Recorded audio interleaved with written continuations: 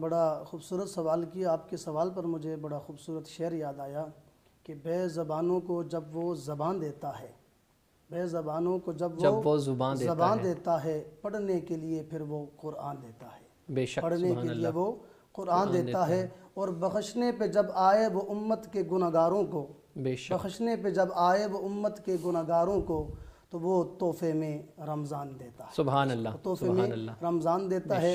تو دیکھیں جہاں رمضان المبارک کی عبادات کا تعلق ہے تو یہ ایک نیکیوں کا سیزن ہے.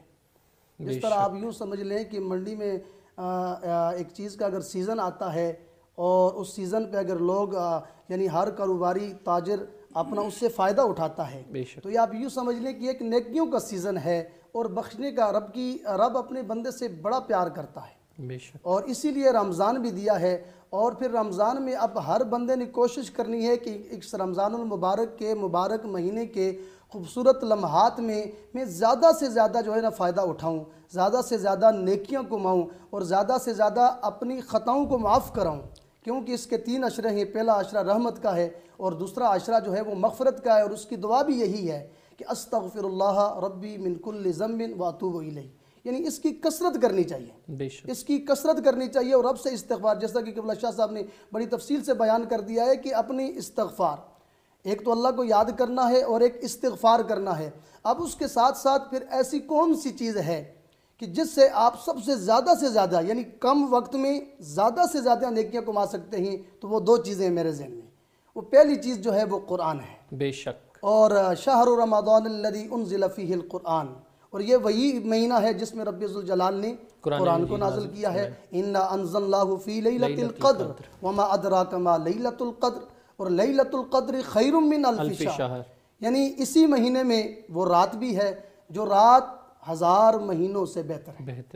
یعنی 83 سال کی عبادت ایک طرف اور وہ رات ایک طرف. یہ اتنا عظیم مہینہ ہے. تو اس مہینے میں ہم قرآن کے ذریعے بہت زیادہ نیکیاں کما سکتے ہیں، کیونکہ قرآن اور رمضان کا چولی دامن کا ساتھ ہے. آپ اس کی مثال آپ یوں دیکھ لیں کہ حدیث مبارکہ میں آتا ہے کہ آپ رمضان کے علاوہ اگر قرآن کا ایک لفظ تلاوت کرتے ہیں اس کے اوپر آپ کو 10 نیکیاں ملتی ہیں.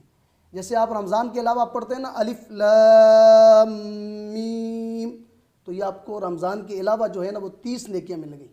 لیکن رمضان المبارک میں اگر آپ وہی لفظ تلاوت کریں گے تو اس کے بدلے میں آپ کو 70 نیکیاں ملیں گی. تو آپ اندازہ لگا لیں کہ الف لام میم اگر آپ یہ پڑھتے ہیں تو رمضان المبارک کے علاوہ آپ کو 30 نیکیاں ملتی ہیں اور رمضان المبارک میں آپ کو 700 نیکیاں ملتی ہیں. بے شک بے شک. اب اس سے بڑھ کر رمضان میں یعنی قرآن سے بڑھ کر پھر اب جب بندہ قرآن پڑھے گا نا قرآن کے ساتھ، یعنی افسوس کی بات یہ ہے کہ ہم اگر قرآن سے ہدایت نہیں لے رہے ہیں.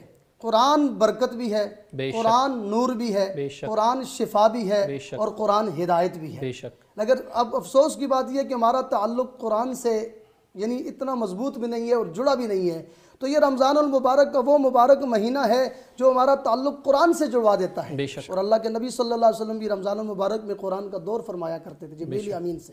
یعنی جو قرآن حضور کے قلبی عطر پہ نازل ہوا ہے وہ اللہ کے محبوب بھی رمضان میں جبریل امین کو سناتے اور جبریل امین سے سنتے بھی تھے. بے شک. تو امت کو تعلیم دینے کے لیے کہ اس قرآن کے ساتھ آپ نے بھی اپنا تعلق مضبوط کرنا ہے.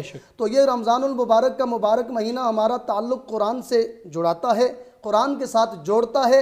اور جب بندے کا تعلق قرآن کو زیادہ تلاوت کرنے کا دل میں شوق آ جائے تو پھر یہ بھی شوق پیدا ہو جاتا ہے کہ میں ذرا سمجھوں تو صحیح قرآن کے اندر کیا لکھا ہے. جب بندے کا تعلق قرآن سے بن جاتا ہے، وہ حدیث مبارکہ میں آتا ہے نا کہ اگر کوئی بندہ چاہتا ہے نا میں اپنے رب سے باتیں کروں تو وہ رب کا قرآن پڑھے. جب وہ قرآن پڑھے یا نماز پڑھے، دونوں میں جو ہے نا وہ اللہ تبارک و تعالیٰ کے وہ بہت قریب ہو جاتا ہے. تو جب بندہ یہ رمضان المبارک کا مبارک مہینہ ایسا ہے کہ جس میں جو بندہ قرآن سے اپنا تعلق جوڑ لے گا. اب یہاں پہ یعنی میں یہ بھی کہوں گا کہ کتنے افسوس کی بات ہے کہ کچھ لوگ یعنی ہمارے حفاظ کرام بھی ہوتے ہیں لیکن ان کو بھی بعض کو رمضان میں قرآن پڑھنے کا معذرت کے ساتھ ٹائم، سارے نہیں لیکن بعض کو ٹائم نہیں ملتا. کیونکہ یہ دنیا ایسی چیز ہے نا جس کے بارے میں حضرت